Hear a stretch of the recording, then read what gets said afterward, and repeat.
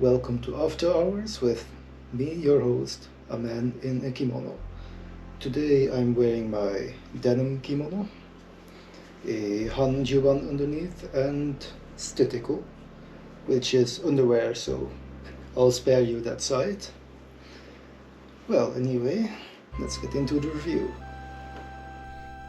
So my dinner for today will be this karaage bento.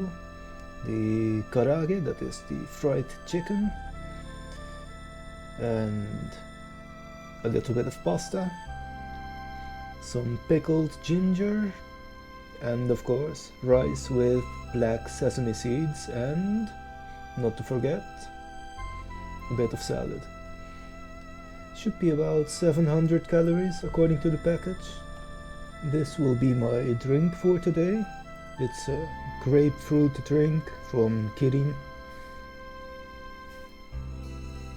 It is supposed to be sweet. There you can see it, it's sweet. 6% alcohol. 28% fruit juice. Not bad, I've seen much worse.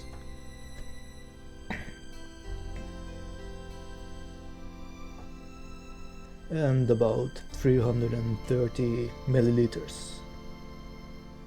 This will be my snack for today. It's a 5-star consommé and pure potato.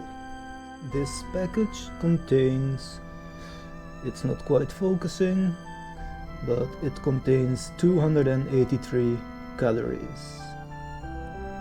Despite the fact that I am obviously a professional content creator, I managed to forget to review my dinner in this so-called review show. So very quickly, the fried chicken was great because it's fried chicken. The rice was very nice. I love pickled ginger, so that was a nice thing.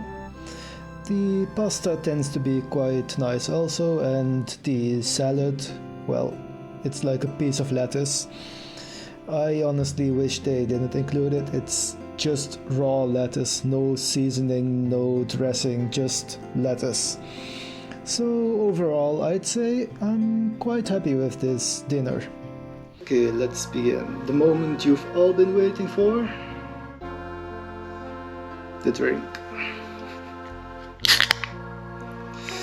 That's a nice sound. And let's see.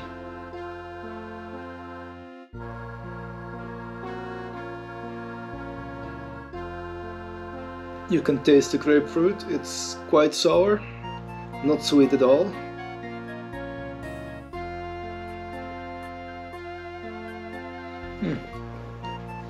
It says sweet, but it's mostly sour. I like it though, because I quite like citrus.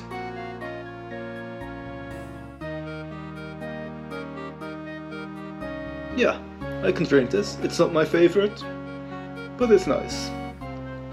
And let's try one of the chips.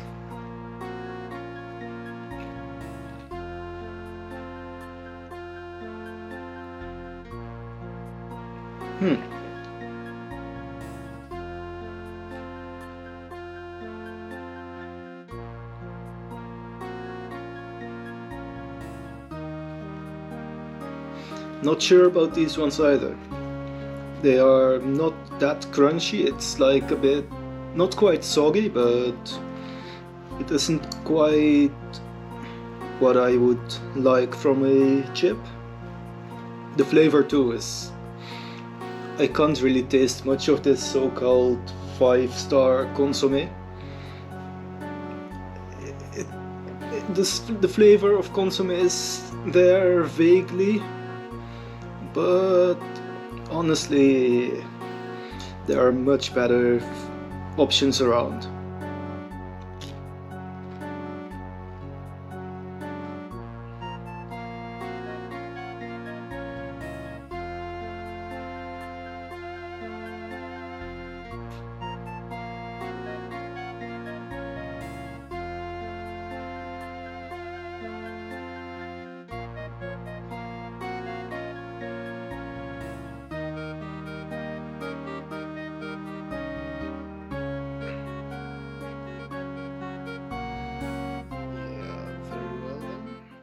So now that we've got the review portion of this so-called review show out of the way, let's talk a bit about Japanese culture, I guess. Culture and language. In this case, let's talk about Yabai. You may have heard the word Yabai. Maybe you've watched an anime or two. Maybe you consider yourself quite a connoisseur of anime. Well, anyway, what does Yabai mean? I would say neither this drink nor these chips are quite Yabai. Yabai tends to mean something quite extreme, either positive or negative. So let's say that this were an amazing chip. I would eat it.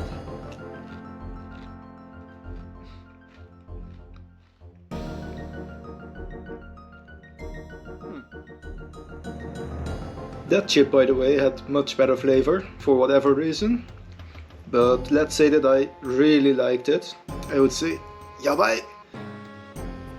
Now let's say that this chip was absolutely disgusting. In that case, I would also say Yabai. Quite a handy word to know. It's not only for chips or drinks or foods. It's also applicable to situations. Let's say you see someone crossing the road during a red light and a car nearly runs into them. In this case, you might also say Yabai. Now, you might see someone walking down the street. Let's say they're a foreigner and they look a bit different from what you are used to. Then you might say, あの人、やばくない? Yep. So, Yabai means both amazing and terrible. I guess the original meaning was more terrible or not quite dangerous, but bad. And Japanese has a tendency of taking negative words and making them positive. For example, you have zenzen. Zenzen means basically nothing, as in something that isn't nothing. So it doesn't mean nothing, it means nothing. So let's say I don't have something. Zenzen arimasen. I don't have it. It isn't there.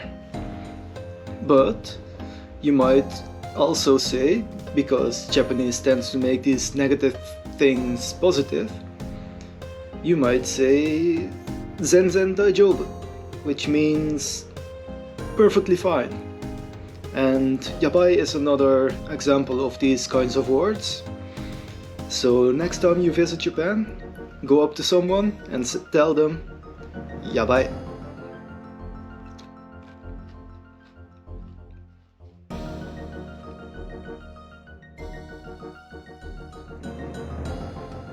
Thank you for watching. I'll be finishing this drink on my own and these chips. And I hope to see you next time.